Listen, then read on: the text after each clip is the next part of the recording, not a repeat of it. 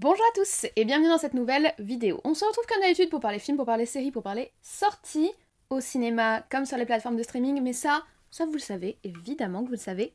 Et si on se retrouve aujourd'hui, c'est pour parler de Katniss Everdeen. Non, enfin pas vraiment, mais je suis super contente parce qu'on va aborder ensemble la saga Hunger Games, puisque le préquel de la saga, qui était précédemment sorti en bouquin, bref on va parler de tout ça, est sorti au cinéma et j'étais assez super méga enthousiaste. Honnêtement à la base, le projet, voilà, j'étais pas convaincue parce que on sait ce que c'est, les suites et préquels, etc. Mais pour le coup, c'est accompagné d'un livre à adapter et puis surtout, ça me permet de vous faire une vidéo, on va parler de la saga Hunger Games. On touche à mes années adolescentes, donc c'est du sérieux. Hunger Games, la balade du serpent et de l'oiseau chanteur, c'est le sujet de la vidéo d'aujourd'hui. Accrochez-vous bien, sortez vos arcs et vos flèches, servez-vous un grand café, un verre d'eau. N'oubliez pas de laisser un petit like et un petit commentaire et nous on se retrouve juste après le générique.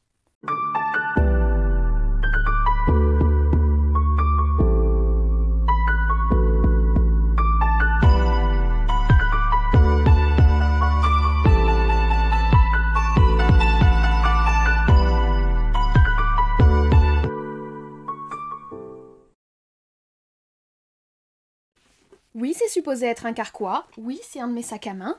On ne juge pas, ok, on fait du cosplay avec ce qu'on a. J'ai même pas ma petite broche parce qu'elle est chez mes parents.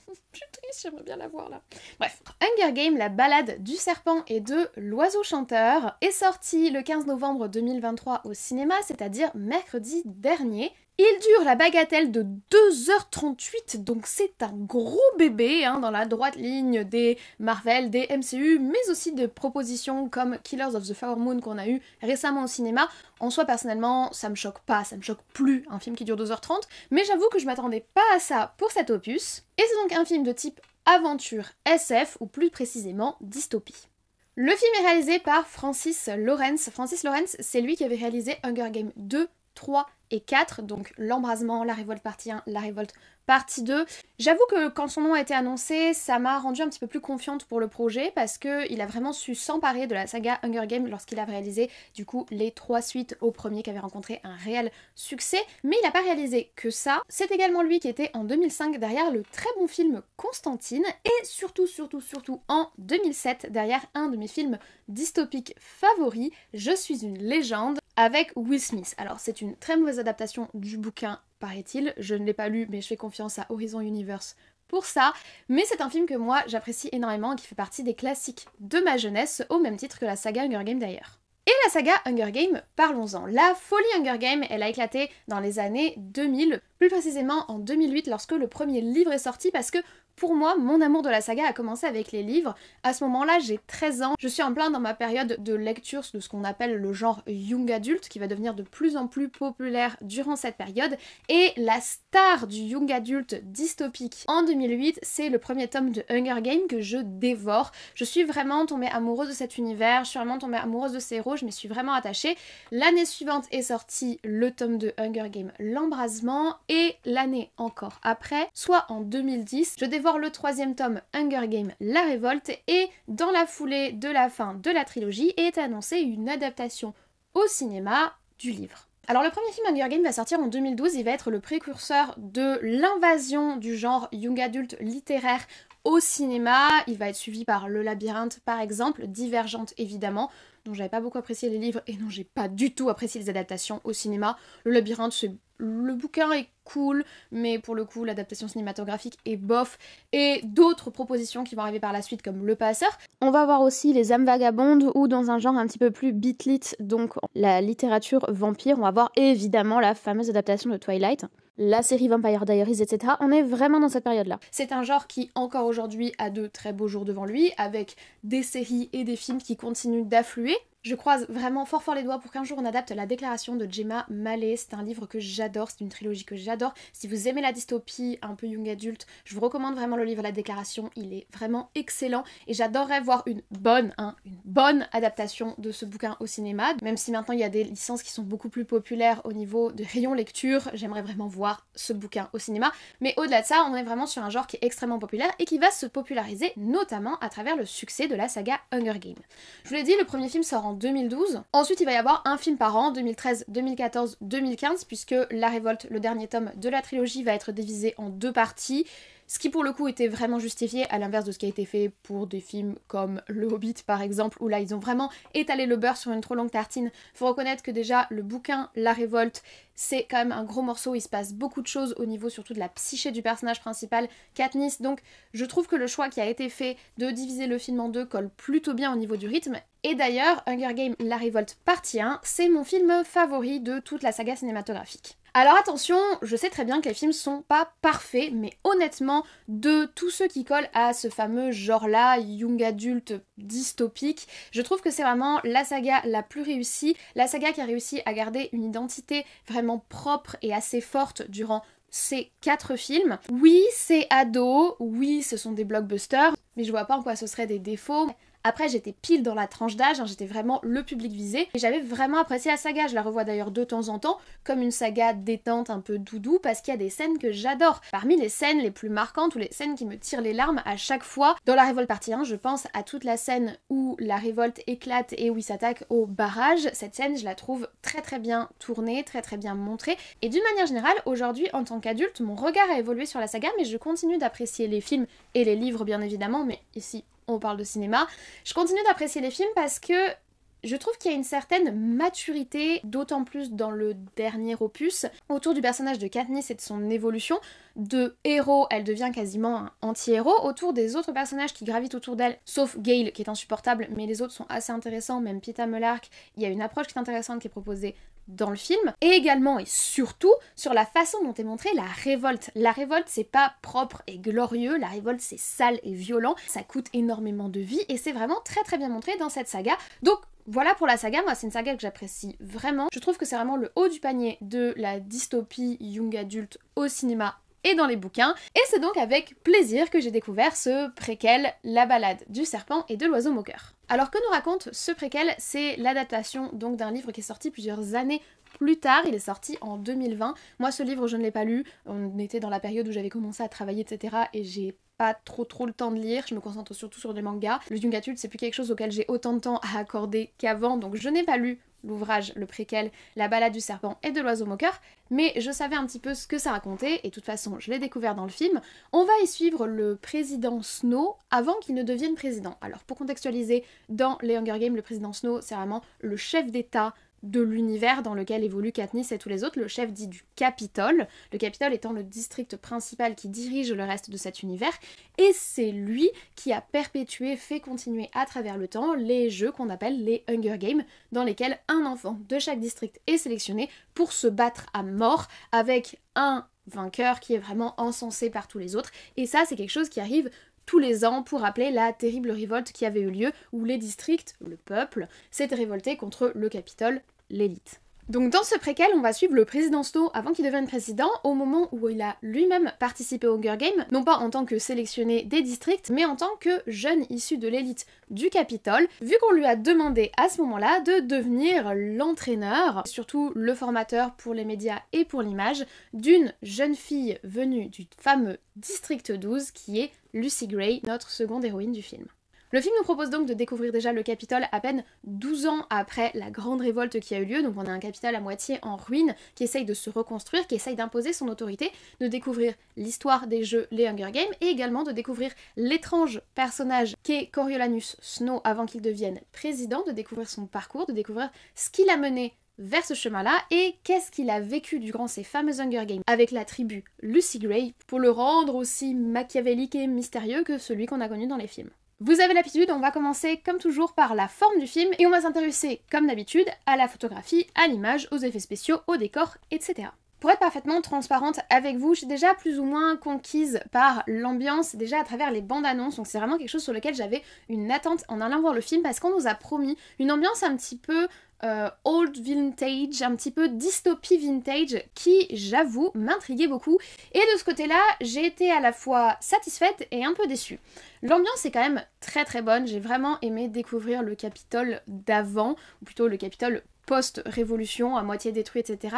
J'ai vraiment aimé voir quel était le style des gens du Capitole avant qu'ils ne deviennent cette espèce d'oligarchie dominante, extrêmement à l'aise et extrêmement aisée financièrement. Là, on a quand même un Capitole qui est affaibli politiquement, mais aussi économiquement, et on n'a pas la même exubérance que celle qu'on a pu voir dans les Hunger Games de Katniss. Et ça, j'ai trouvé ça assez intéressant parce qu'on entrevoit le style du Capitole extrêmement extravagant, extrêmement improbable, hein, je pense au personnage de Effie Trickett dans les films. On entrevoit ça par certains personnages, notamment la sœur de Coriolanus, mais c'est vraiment finement amené. Je trouve qu'il y a un travail qui a été fait sur les costumes et sur les décors qui est assez intéressant, mais quand je vous dis que j'ai été un peu déçue, c'est que je m'attendais à une esthétique presque plus guerre froide, presque plus un truc un petit peu URSS fantasmé, qu'on n'a pas forcément eu. On l'a eu de temps en temps lorsqu'on avait des visuels du Capitole avec ces grandes statues très fascistes, on va dire, hein, faut dire les mots. Donc on a quand même une esthétique un peu fasciste, mais qu'ils n'ont pas forcément poussé à son extrême, et je trouve ça un petit peu dommage. J'aurais aimé quelque chose d'un petit peu plus dystopie vintage, je sais pas trop comment vous dire ça, quelque part entre l'ambiance du jeu BioShock et l'ambiance du jeu avec le Nuka-Cola là, mince, je retrouve plus le nom du jeu, mais je pense que vous êtes doués, vous savez ces choses-là, vous pouvez me le mettre en commentaire, mais je voyais une ambiance comme ça, et c'est un petit peu plus sage, mais j'ai quand même apprécié les décors, j'ai quand même apprécié les costumes, le travail de clin d'œil par rapport à ce qu'on sait nous du futur du Capitole, j'ai beaucoup apprécié aussi, tout le travail qu'ils ont fait autour du personnage de Coriolanus Snow, parce que pareil, il passe par différents états, différents moments de sa vie, différentes façons de nous le montrer en fait, et le travail sur son personnage, l'esthétique de son personnage a vraiment été très bien travaillé. C'est malheureux que le personnage de Lucy Gray, qui est joué par Rachel Zegler, n'ait pas eu la même attention, je trouve, mais ça on va en reparler parce qu'il n'y a pas que sur l'aspect esthétique que ce personnage a été moins travaillé. En tout cas, sur le point de l'ambiance du film, j'ai été quand même assez conquise. Au niveau de la photographie et des effets spéciaux, par contre, je suis un petit peu... Je vais pas dire que je suis déçue, mais ça m'a laissé un peu froide, j'ai pas particulièrement été impressionnée. La photographie a pas grand chose à proposer, c'est très classique, très académique, on ne tente rien de particulier, il n'y a pas des moments où le montage ou le cut sont particulièrement exceptionnels, il n'y a pas des moments où il y a des scènes, il n'y a aucune scène qui m'a bluffée en fait, on va dire les choses comme elles sont, il n'y a aucune scène qui m'ont bluffée.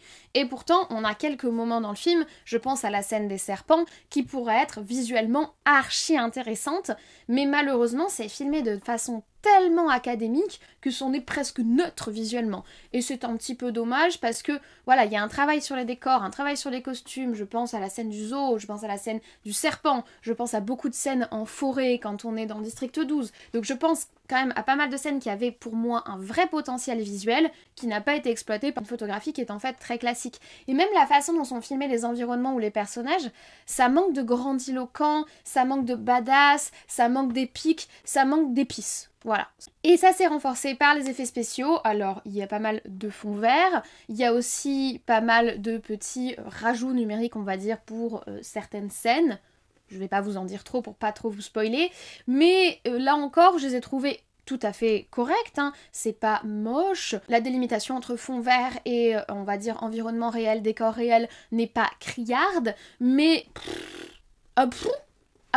On est au Capitole, on est dans l'extravagance des Hunger Games, et même si on n'est pas encore dans les Hunger Games de Katniss, même si on est au balbutiement du système, ils auraient pu se permettre un petit peu plus de gigantisme, un petit peu plus de plus. C'est correctement fait, franchement, ça délivre bien, et en fait... je pinaille, voilà, on va dire les choses, je pinaille, mais faut le dire quand on n'est pas totalement satisfait, et je suis pas totalement satisfaite sur la forme. On continue d'ailleurs avec l'ambiance musicale. Alors l'ambiance musicale, elle est très importante dans ce chapitre de l'histoire des Hunger Games, tout simplement parce que l'une de nos héroïnes, qui est surnommée l'oiseau chanteur, et qui est incarnée donc par Rachel Zegler, que nous avons déjà vu dans le film West Side Story, qu'on va d'ailleurs revoir dans Blanche-Neige, puisque c'est celle qui a été choisie pour faire la Blanche-Neige de Disney dans la version live, mais ça on va en parler ici. Mais on l'avait vu dans West Side Story parce que c'est une chanteuse, elle a des compétences dans le chant, et je pense que c'est en partie pour ça qu'elle a été castée, également parce qu'elle est magnifique, hein, mais... la musique est une partie intégrante du film et il y a plusieurs passages qui sont presque dans l'esprit comédie musicale, dans le sens presque dans l'esprit Disney. On chante. Il y a pas mal de passages chantés, enfin elle chante, Rachel Zegler est la seule à chanter dans le film, mais il y a pas mal de passages chantés parce que c'est au cœur de la définition de son personnage. Elle chante extrêmement bien, de ce côté-là, il n'y a pas de souci. Maintenant, moi, je suis pas vraiment une fan des passages musicaux dans les films live. J'ai déjà du mal dans les films d'animation Disney, mais bon, ça fait partie de leurs pattes. Mais je vous avoue que dans les films live, bah moi, la comédie musicale, c'est pas mon truc. Et les moments où les gens ils chantent, je trouve ça toujours cringe. C'est toujours bizarre. On en a parlé récemment pour Marvel, mais là, c'était le haut du panier du cringe. Là, au moins, c'est super bien chanté et c'est intégré à la narration et ça fait sens à la narration, mais je suis pas la meilleure personne pour vous en parler parce que honnêtement, ça m'agace quand les personnages chantent dans les films. Vraiment, je suis pas là pour ça. En plus, j'avoue que les choix des musiques, j'ai pas été méga convaincue. Alors, on a la reprise de certaines musiques iconiques du monde de Hunger Games, 2-3 musiques qui, je pense, sont des musiques originales qui ont été écrites pour le film, et après, on a des reprises version guitare, folklore du District 12, de musique actuelle, et ça... Ah fou, voilà, on va pas revenir sur mes crispations de mettre trop de pop actuel dans les films, mais j'ai des crispations concernant ce sujet, donc merci d'arrêter ou alors de donner un peu de sens, mais là ça a pas de sens, on est dans un univers fictif, pourquoi il y a des musiques que je connais, ça j'ai trouvé ça très peu pertinent.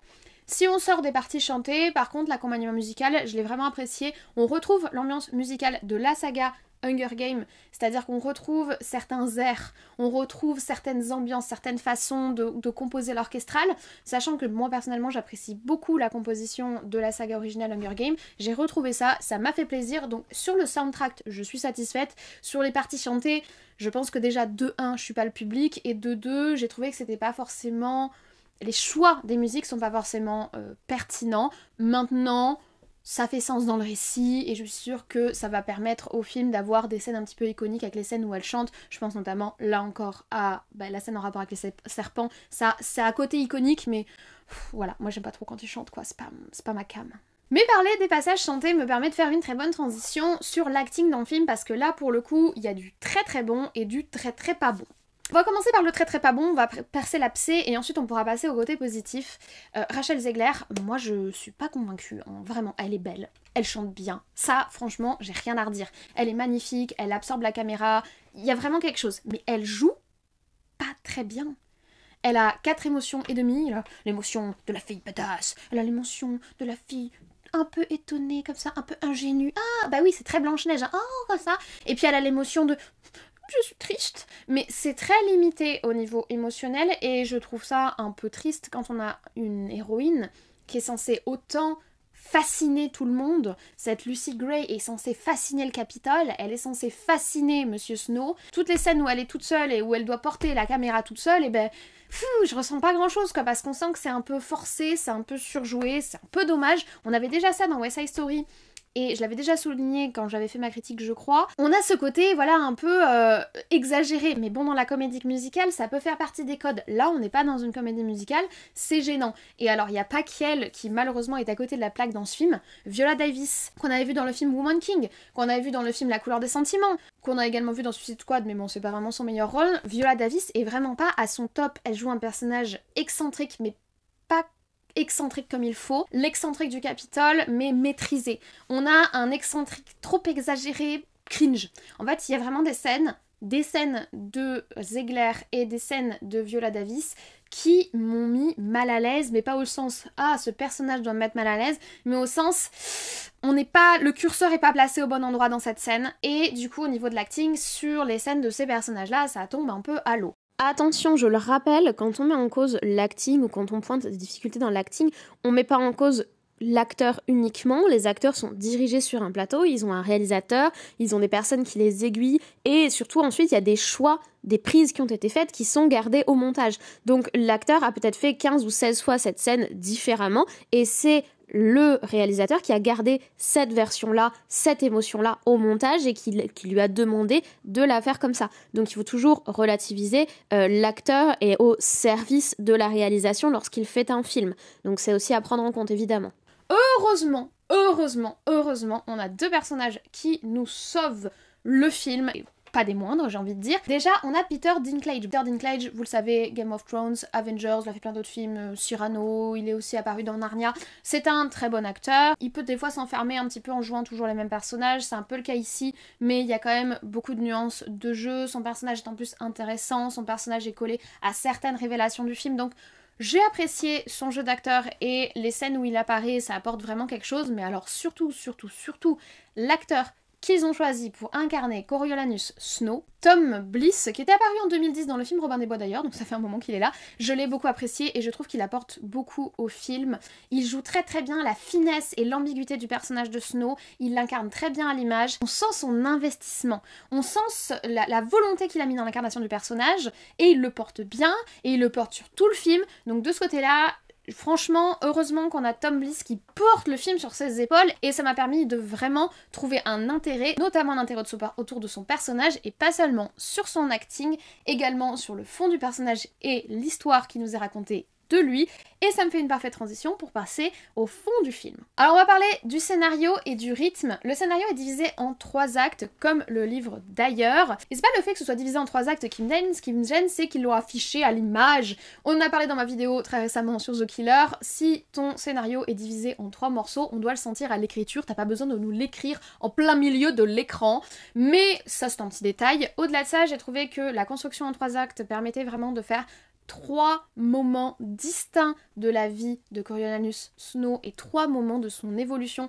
et j'ai trouvé que cette construction était très intéressante pour porter son histoire. Alors on n'a pas vraiment de saut chronologique important, tout se passe à peu près au même moment, mais le fait qu'ils aient divisé ces 3 morceaux en fonction du rôle qu'il incarne pour lui, pour sa famille et dans la société, j'ai trouvé ça vraiment très intéressant et ça m'a porté tout le long du film.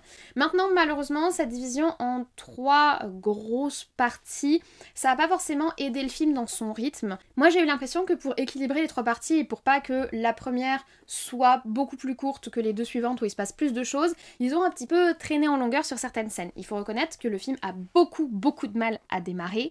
Le film est très très lent. Vraiment, au début, t'as l'impression que le premier tiers du film ne va jamais se terminer. On a des scènes de babillage, on a des scènes qui sont pas forcément très enrichissantes en fait, que ce soit pour les personnages, pour l'univers ou pour nous, et c'est un petit peu dommage. Heureusement, fort heureusement j'ai même envie de dire, ça va mieux sur la suite. En tout cas moi j'ai ressenti que plus on avançait, déjà plus le développement du personnage était intéressant, plus ses décisions étaient intéressantes et plus son aspect ambigu devenait apparent. Forcément ça m'intéressait beaucoup plus et je faisais beaucoup plus attention à toutes ces micro-expressions, je faisais beaucoup plus attention à tout ce qui se passait autour de lui en fait parce que j'avais envie de comprendre son comportement. Et en plus, faut reconnaître que plus on avance dans l'histoire, plus l'intrigue entre nos 2 personnages, Lucy Gray et Coriolanus Snow, est prenante et leur relation évolue. Donc je trouve que sur la fin du film, même si la dernière partie est elle aussi plutôt longue, ça sent moins, mais c'est vrai que le démarrage du film est assez douloureux. On rame au début, on sort les rames et puis on va y aller. T'inquiète pas, à un moment ou un autre, il va se passer quelque chose. Donc on a quand même un côté assez inégal dans le film, on a un côté aussi un petit peu caricatural par moment, alors que justement ils ont du mal à gérer leur timing et ils insinuent à peine, ou ils passent très très vite sur certains éléments sur lesquels ils pourraient prendre le temps de nous expliquer pour se concentrer sur d'autres scènes qui sont peut-être, ou qui nous paraissent peut-être moins intéressantes quand on est dans l'intrigue. Mais quand j'y ai repensé, en fait je me suis rendu compte que le film ne tourne que autour de Coriolanus Snow, il ne tourne que autour de lui. C'est-à-dire que Corio est le centre de l'histoire. Tout ce qu'il y a autour, on s'en fiche dans le film, parce que lui s'en fiche. Il cherche pas à comprendre comment fonctionne le Capitole, il cherche pas à comprendre comment fonctionnent les jeux, il cherche pas à comprendre comment les gens reçoivent les jeux, il cherche même pas à comprendre Lucy Gray même. Et quand je vous disais que son personnage passait un petit peu au second plan au niveau de son développement visuel, c'est aussi le cas au niveau de son développement contextuel. Au niveau du scénario, Lucy Gray, elle est toujours plus ou moins la même, et on n'apprend pas grand-chose sur la façon dont elle fonctionne, ce qu'elle pense, d'où elle vient, ce qu'elle veut, tout simplement parce qu'elle est un personnage secondaire de la vie de Coriolanus Snow, qui est notre sujet. Et une fois que j'ai réfléchi au film comme ça, je me suis rendu compte que c'était vraiment super pertinent et super mature d'avoir construit le film comme ça, parce qu'au final, ce film, c'est une biographie de Coriolanus Snow, le président qui est pourtant pas si central que ça dans la saga originale, et à travers lui, on découvre le Capitole, on découvre les autres protagonistes, mais on ne les voit toujours qu'à travers ses yeux à lui. Et ça, c'est franchement fascinant. Bon, Coriolanus Snow a un côté fascinant de toute façon, c'est un personnage d'une grande ambiguïté, c'est un personnage qui est ni noir ni blanc, qui est vraiment dans cette espèce d'entre-deux très malsain et très parfois rebutant, c'est-à-dire que vraiment, c'est pas quelqu'un de bien, mais c'est pas non plus foncièrement quelqu'un de mauvais, c'est quelque chose qu'on voit beaucoup plus dans les livres que dans les films D'ailleurs, il faut reconnaître que de ce côté-là, les films Hunger Games l'ont un peu plus diabolisé qu'il ne l'est dans les bouquins. En tout cas, moi, c'est ce que j'avais trouvé. Coriolanus Snow, c'est un personnage extrêmement ambigu, extrêmement complexe. Et le fait qu'ils aient tourné le film entièrement par rapport à lui, j'ai trouvé ça très intéressant. En plus, il se repose, comme je vous l'ai dit, sur un acteur qui délivre quand même très très bien sa performance. En sortant de la salle, je me suis dit, ah, il y a des moments c'était inégal, et plus j'y ai réfléchi, plus je me suis dit que j'avais vu un film vraiment intéressant et mature, avec un très très très bon et très intelligent postulat de base. Et du coup, j'ai ressenti plein d'émotions mélangées. J'ai une relation totalement amour-haine envers le personnage de Coriolanus Snow. J'ai une relation très complexe aussi envers le personnage de Lucy Gray, parce que vu qu'on la voit que à travers les yeux de Snow, ben en fait on la voit comme lui il la voit, et il sait pas comment se positionner par rapport à elle. Mais pareil pour le Capitole. En fait, à aucun moment le film ne tranche, à aucun moment le film nous dit ça c'est les méchants, ça c'est les gentils. Le film est plein de nuances qui peuvent mettre mal à l'aise, qui peuvent totalement répugner, mais ça le rend vraiment beaucoup plus mature que ce qu'on a l'habitude de voir dans ce genre de production ambiance ado-dystopie. Et ça, j'ai trouvé ça vraiment cool et ça m'a vraiment ravie. Et tout cela me mène d'ailleurs à mon bilan. Et ben j'ai passé un super moment. J'ai passé un super moment à la fois devant le film et après le film. J'en suis sortie de la salle, j'en ai discuté avec mes potes et eux aussi ils avaient ressenti cette espèce d'ambiguïté. On a eu un débat pour savoir si on appréciait le personnage de Snow ou pas, et c'est toute la question du film, et j'ai trouvé ça super cool. J'avais des attentes qui n'ont pas été satisfaites, et c'est ce sur quoi je n'attendais pas le film que j'ai été agréablement surprise. Je m'attendais à une esthétique archi travaillée, très exubérante, très badass, très excessive en fait, et c'est pas ce que j'ai eu, et ça au début ça m'a laissé sur ma faim, et en fait ce qui est venu me satisfaire c'est l'écriture, le scénario et l'acting. Je reprécise quand même ici que comme je n'ai pas lu le livre, ça se trouve ce que j'ai apprécié dans le film, c'est l'histoire qui est racontée dans le livre. Et c'est vrai que j'aime l'écriture de Suzanne Collins, l'auteur, donc ça vient peut-être de là aussi. Mais en tout cas, ça a été une agréable surprise pour moi. Et honnêtement, ça fait plaisir. Alors c'est d'autant plus plaisant quand on apprécie la saga originale, je pense. Moi, j'apprécie cet univers et j'avais pas lu le livre, donc j'ai vraiment découvert l'histoire du personnage de Snow et ça m'a vraiment enthousiasmée. Et je pense qu'en même en n'ayant pas vu la saga originale et même en ne l'ayant pas apprécié, on peut trouver de l'intérêt à ce film qui est peut-être le meilleur de tous les films Hunger Games au final. C'est le film le plus mature, en tout cas le plus adulte, et moi, public qui ai aimé la saga quand j'avais 15 ans, et ben je suis super satisfaite de, à 27 ans, trouver un film qui parle au moi adulte, qui aime l'univers de Hunger Games. J'ai trouvé ça vraiment enthousiasmant, ça m'a donné le smile et j'ai passé un très bon moment. Au départ, je partais complètement défaitiste, encore une suite, encore machin, plus le projet avançait, puis je me disais ah l'esthétique est intéressante, et au final, je suis sortie très contente de mon film. Alors, tout en nuançant par rapport à la photographie qui est pas très intéressante au final, et par rapport à ce rythme qui est un petit peu déséquilibré et parfois un peu lent, mais franchement, c'était un super visionnage. Du coup, est-ce que je vous le recommande ? Oui.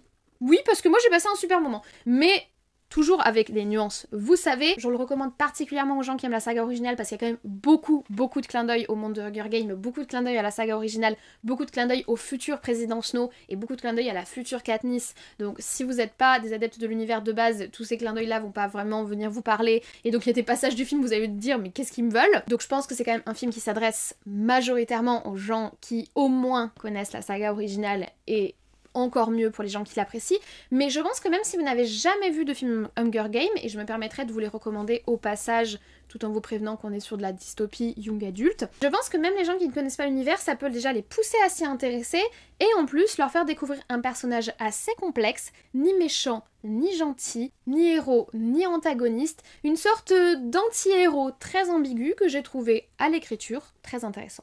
Voilà, je vous remercie d'avoir écouté cette vidéo sur la balade du serpent et de l'oiseau chanteur jusqu'au bout, j'espère que vous l'avez apprécié. Je suis très contente d'avoir parlé de la saga Hunger Games, ça me fait très plaisir d'en parler sur la chaîne, ça me permet en plus de vous parler un petit peu de mes premiers amours en matière de dystopie adolescente, donc voilà, je suis ravie.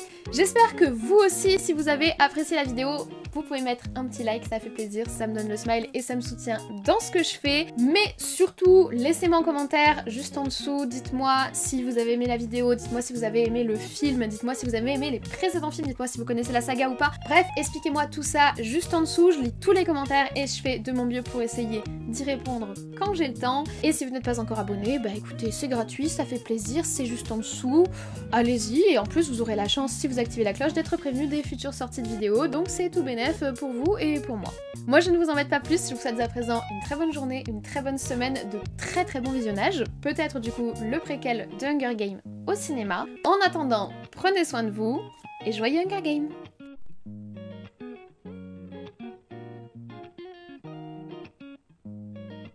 Serious? Stop being annoying!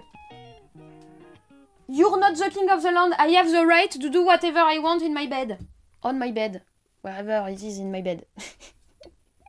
Je me fais engueuler. Je me fais engueuler parce que je vais filmer. Parce que je quitte le canapé et le plaid pour aller filmer une vidéo. Bon, je me suis maquillée tout ça avant. Mais je me fais engueuler. Viens montrer ta gueule aux gens. Viens. Ils disent qu'ils t'aiment bien alors qu'ils savent pas à quel point t'es désagréable. Voilà. Le dictateur. Look at the screen. Oh, look at this. Oh, what is it? Is it the screen? Do the star. Yes, I speak English to him. I want him to become a PDG of multinational. Et un petit monstre. Le PDG de la multinationale. Tu vas payer tes croquettes. Tu vas payer le loyer aussi. Tu vas tout payer. Oh, que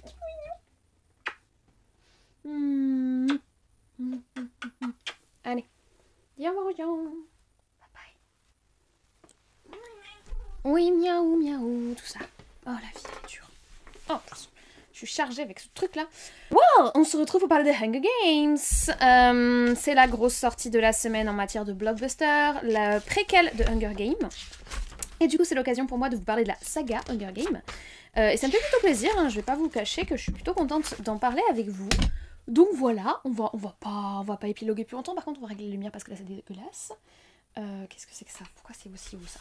Là, qui c'est qui a foutu le bordel encore? Qui a foutu le bordel? Dénoncez-vous. Donc comme vous pouvez le voir, j'ai essayé de faire un petit peu du Katniss Everdeen. Ça c'est Katniss Everdeen version quand elle est en colère contre Snow.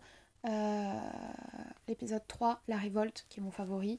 Du coup je vous ai fait un petit, je viens de vous le filmer, je vous ai fait un petit préquel avec le moment dans la révolte où elle dit « Si nous brûlons, vous brûlerez avec nous !» Parce que... trop stylé. Enfin voilà, on va en parler de toute façon, on en a parlé, parce que, au passé, tout ça. Bref, le réglage de luminosité m'a l'air correct. Il fait nuit car c'est l'hiver, vive l'hiver. On est parti. Je pense par exemple au moment où le barrage... Sérieux, je parle de trucs importants.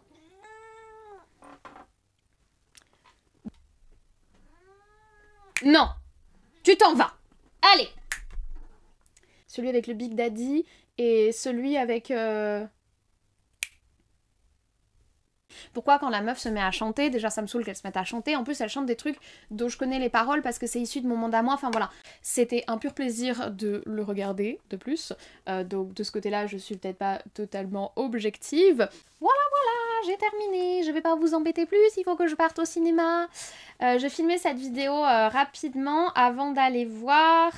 je me fais une double soirée, je vais voir Gueule Noire, que j'attends avec très grande impatience. Et après, j'en profite pour être dans un cinéma qui est un peu loin et qui diffuse le film. Je vais aller tester le fameux Sounds of Freedom, dont beaucoup ont parlé. Je pense que j'en parlerai pas sur la chaîne parce que ces genres de polémiques ne m'intéressent pas du tout. Mais le fait que le film ait fait autant parler de lui... en très bien comme en très très mal, ça a titillé ma curiosité et moi j'ai toujours ce réflexe d'essayer de penser par moi-même, donc j'ai envie de voir par moi-même ce qu'il en est au final de ce film, avec toutes les pincettes et toute la contextualisation que beaucoup de médias ont fait au moment de sa sortie aux États-Unis. Donc voilà, grosse soirée cinéma, et avant je vais manger une pizza, hein. Donc grosse soirée cinéma et bonne soirée normalement. Je vous remercie d'avoir regardé ces scènes post-génériques. J'espère que vous avez remarqué que j'ai fait un petit effort Katniss-like, mais j'ai pas mon petit pins, ça me déçoit. Mon vrai faux carquois, c'est un joli sac que j'ai. Voilà. Et écoutez, ciao. Voilà.